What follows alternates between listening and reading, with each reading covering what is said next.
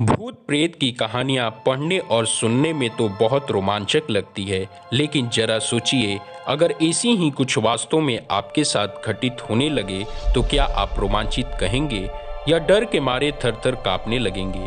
किसी परलोक की छिपती या प्रेत आत्मा का आसपास होने का एहसास भी शरीर में एक अजब सी सिरहन पैदा कर देता है। ऐसे में जाहिर सी बात है, जब आपका सामना एक ऐसी ताकत से हो जाएगा तो आपका रोमांचक वहीं दम तोड़ देगा। वैसे तो कहने को बहुत सी ऐसी जगहें हैं जहां ये माना जाता है कि आत्माओं का वास है। कोई वीरान और अकेला घर हो या एक लंबे समय से खाली पड़ी इमारत, इसके अलावा वो स्थान जहां किसी दुर्घटना से भी किसी की जान गई हो, उसे भी हम योग्य नहीं मानते कि हम वहां जाएं, क्योंकि जिन लोगों की जान दुर्घटना में जाती है उनकी आत्मा को मुक्ति नहीं मिलती, वे भटकते रहते हैं। कहने को तो बहुत सी जगह है, हॉन्टेड या भूतहा कहा जा सकता है, जहां प्रमाणिक तौर पर कहा जा सकता है कि उस स्थान में कुछ न कुछ गड़बड़ तो जरूर है। और वे स्थान है राजस्थान के भानगढ़ का किला।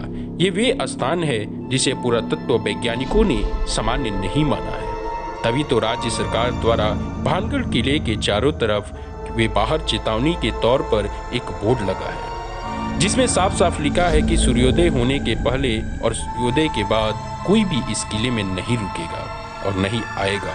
आखिर भानगढ़ में ऐसा क्या है जो आम जन को वहां रात के समय जाने से रोकता है? अगर कुछ है तो उसके पीछे क्या कारण है? हालांकि कोई भी पुख्ता तौर पर वहां घटने वाली दुर्घटना का कारण नहीं बता पाया, लेकिन स्थानीय लोगों के बीच प्रचलित है कुछ कहानियां जो साबित करती है वहां कुछ न कुछ जरूर हो सकता है। लोगों का मानना है कि बहुत समय पहले स्थान पर रत्नावती नाम की बहुत सुंदर राजकुमारी रहती थी, जिस पर काला जादू करने वाले तांत्रिक की कुदृष्टि थी।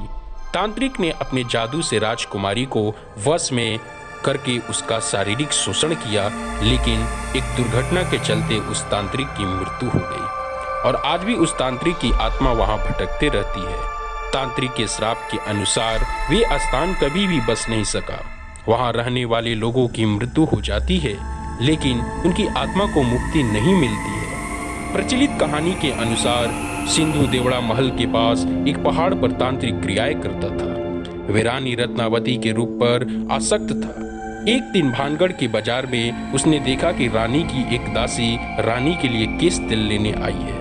सिंधु देवड़ा ने उस तेल को अभिमंत्रित कर दिया कि वे तेल जिस पर भी लगेगा उसे वे तेल उसके पास ले आएगा।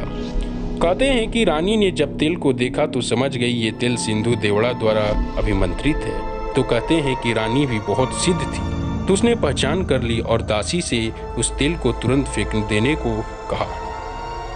दासी ने उस तेल को चट्टान पर गिरा दिया। कहते हैं अभिमंत्रित तेल ने चट्टान को उड़ाकर सिंधु देवड़ा की ओर रवाना कर दिया।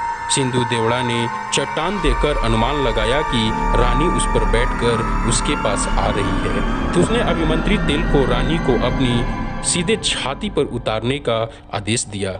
जब चट्टान पास आई तब तांत्रिक को असलियत पता चली, तो उसने आनन फानन में चट्टान गिरने से पहले भानगढ़ उजड़ने का श्राप दे दिया और खुद चट्टान के नीचे दबकर मर गया।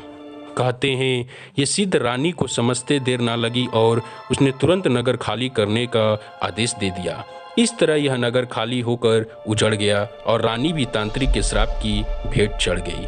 तो कितनी सच्चाई है इस कहानी में, इस बात से जाना जा सकता है कि जनश्रुतियों में भानगढ़ किले प्रचलित कहानी में रत्नावती को राजकुमारी तो कई लोग रानी बताते हैं। रानी रत्नावती का जिक्र तो हर कोई करता है, पर वे किस राजा की रानी थी, उसके राजा वे उसके शासन काल में कौन सा था, नगर किस काल में उजड़ा, इस प्रश्नों पर सब चुप है। अक्सर लोग इस नगर और किलों को 400 वर्ष पहले उजड़ा बताते हैं, पर किले में मिले विभिन्न राजाओं की शिलालेखों तारीख देखने के बाद उसके उजड़ने की समय सीमा काफी कम हो जाती है। पर बात जो भी हो, इस फोर्ट को था, इस भानगढ़ के किले को अब भी लोग सबसे ज्यादा डरावना मानते हैं। यह कह सकते हैं भारत का सबसे प्राचीन स्थान जो भी है, जिसमें भूतों का निवास होने की पूरी आशंका है। जहां भूत विराज करते हैं वो भानगढ़ का किला ही है। तो ऐसी ही और महत्वपूर्ण जानकारियां और रोचक तथ्यों के लिए हमारे चैनल RX नेटवर्क को सब्सक्राइब करें। तो ये वीडियो कैसा लगा हमें लाइक और कमेंट करके जरूर बताएं। आपका बहुत बहुत शुक्रिया।